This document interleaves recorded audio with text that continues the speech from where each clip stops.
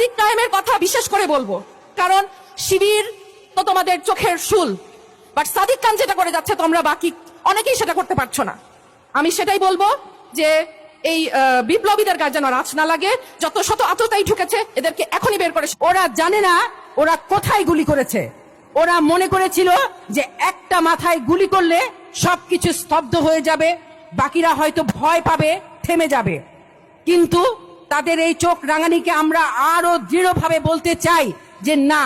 এবং আজ দেখেন যে শুধুমাত্র হাদির বয়সীরা কিন্তু এখানে এসে দাঁড়ায়নি। আজকে যারা দাঁড়িয়েছেন তারা মা, তারা বোন, তারা হাদির পাশে এসে দাঁড়িয়েছে। এবং একটা সন্তান যখন কোন পর্যায়ে না চলে গেলে তার মা রাস্তায় এসে দাঁড়ায়, আজ কিন্তু বাংলাদেশ সেই পর্যায়ে এসে দাঁড়িয়েছে। আর এই সরকারকে বলতে চাই যে এটা কোনো বিচ্ছিন্ন ঘটনা না। দয়া করে আপনারা এই ধরনের শব্দ চয়ন করে হাদির মৃত্যুকে বা এই জুলাই বিপ্লবকে, জুলাই যোদ্ধাদেরকে ছোট করবেন না।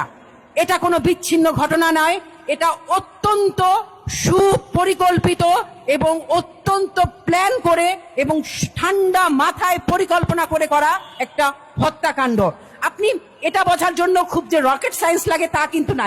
ছোট্ট একটা কথা চিন্তা করেন যে একটা চলন্ত রিকশায়, একটা চলন্ত মোটরসাইকেল থেকে যে নির্দিষ্ট করে গুলি করা হয় এবং একটা বুলেটেই তার মৃত্যু নিশ্চিত করা হয়, তার মানে কি এটা খুব পরিকল্পিত।